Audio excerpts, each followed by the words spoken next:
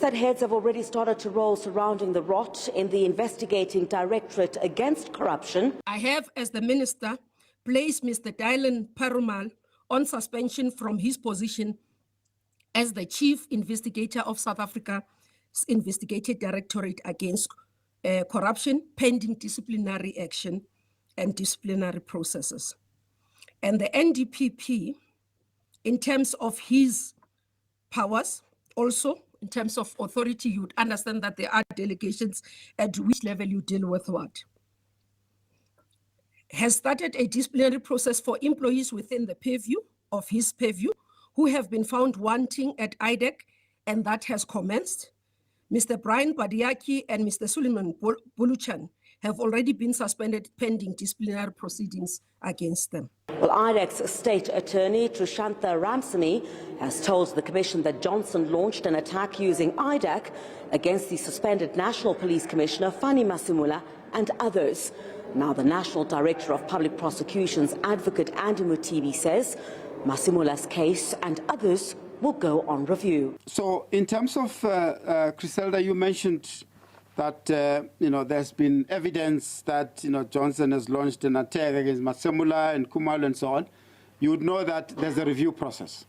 We've concluded the review of matters against General Khumalo, and we have announced that the matters have been withdrawn, albeit provisional. And I know that most of the members of the public are zooming in on the word provisional, but the cases have been withdrawn.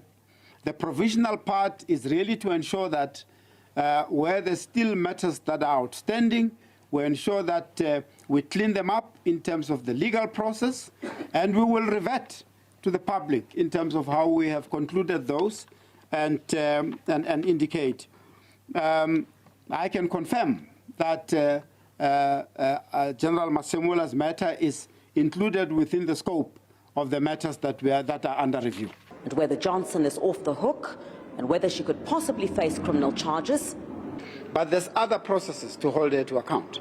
If there's evidence pointing that she has committed criminal action, we'll pursue. She will be pursued criminally. And as I mentioned up there, there's one case at least that I've mentioned that we are aware of. It's been publicly reported at Madlanga Commission. That case will be investigated. We've provided a prosecutor to guide the investigation, and once it's complete, the docket will be presented at an appropriate level for decision. So that's the criminal side. There's a civil leg of it. We will go through the report whenever it becomes available to really assess, what kind of civil action, if any, should be taken.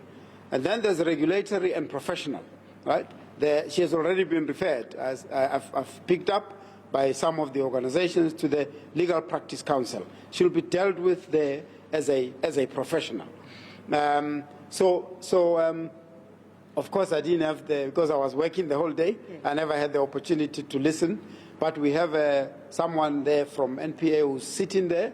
We'll get a report, and that is in the interest of ensuring that we don't ultimately wait for the report of Madlanga itself.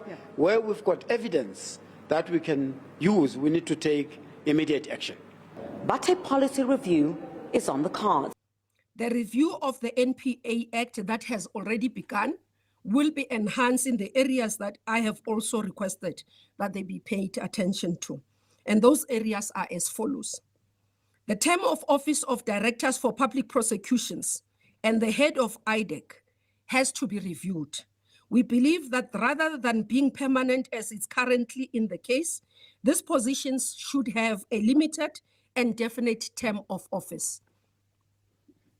This will protect the institutions and protect the integrity of our organization.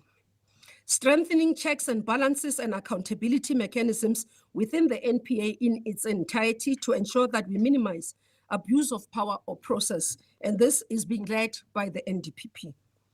Elimination of conflict of interest. What has emerged is that prosecutors find themselves in a position where they have to make a decision on the arrest warrant against their own colleagues, which is a clear case of conflict of interest.